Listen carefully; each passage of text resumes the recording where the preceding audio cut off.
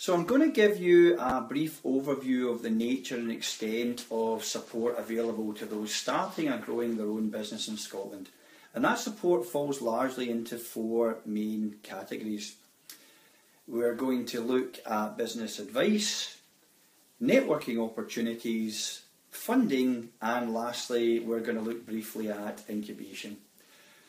Now in Scotland, the environment in which providers of business support operate is often referred to as the enterprise network, and this is basically simply a diverse mix of private, public and third sector stakeholders with some interest in encouraging business startup and growth. So if we look first at the area of business advice, then broadly speaking there are three main types of advisor within the enterprise network which the SME has access to. First, we have the expert consultant who focuses on solving specific problems and providing appropriate solutions based on their experience. An example of that could be a traditional lawyer or an accountant. Next, we have the hands-on advisor who's usually more specialised and adopts a consultancy approach whilst working within the business for a set and usually a fairly short period of time. An example of this would be a private sector IT consultant. And lastly, we have the facilitator or counsellor who is largely concerned with developing the client themselves and by extension the business as a whole. And they do this by teaching core business skills whilst encouraging and supporting entrepreneurial behaviour. And an example of this would be a business gateway startup advisor.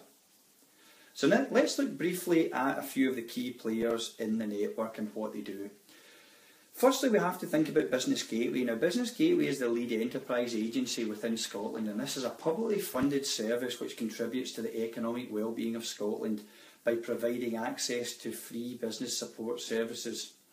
Each gateway operates on a regional basis and provides a range of support, including finance raising.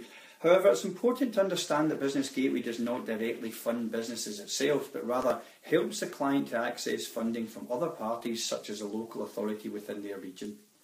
The Prince's Trust supports young people within the 18 to 30 age group to start up and grow in business. They provide essential funding in the form of low interest loans up to a maximum of £7,000 and also some discretionary grants, and they provide mentoring support to all their clients, so they're a key player in the enterprise network. The Scottish Institute for Enterprise, or SIE, works nationally to promote and support enterprise and entrepreneurship in Scotland's higher education sector. And anyone starting a business whilst within a higher education is likely to encounter SIE at some point. They're not a funder themselves, but they can help to access funding. Young Enterprise Scotland offers a variety of training programmes and development opportunities to young people across Scotland.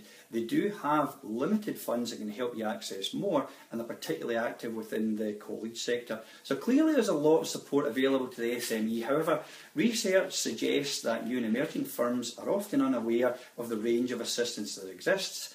They're often reluctant to ask for help and advice and can be sceptical of the benefits of such assistance. Networking is extremely important in the context of business, and there are three forms of network which the SME can access. Open networks have no barriers to entry. Closed networks only allow certain types or numbers of members. And lastly, online networks operate in an online capacity rather than a face-to-face basis. So these are the three main types of network, and we're going to look at a few specific examples. The first of these is the FSB, or Federation of Small Businesses. They are the UK's largest campaigning pressure group, and they promote and protect the interests of the self-employed and owners of small firms. They've been around since 1974, and they now have around 200,000 members across 33 regions, and they protect the interests of their members and they charge a fee for doing so. They're an open network. Another open network that's very popular is the Chamber of Commerce. This is a nationwide network of over 50 accredited Chambers of Commerce, servicing tens of thousands of business members across the UK. Again, it's an open network and members pay a fee to enjoy the benefits.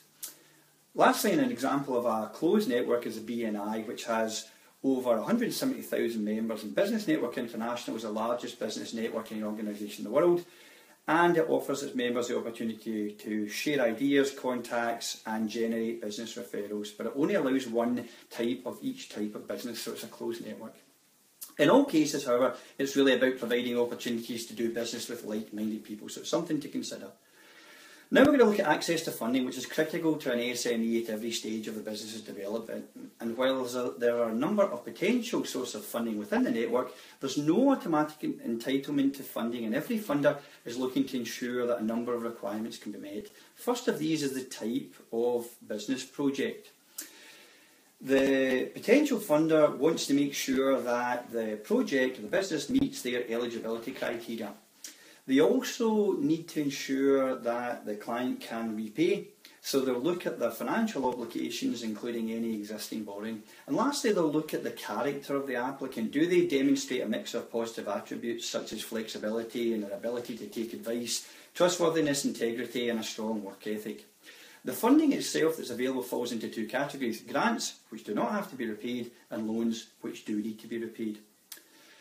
So lastly, we're going to talk briefly about incubation. An incubator is a dedicated premises provided to help firms become established and profitable.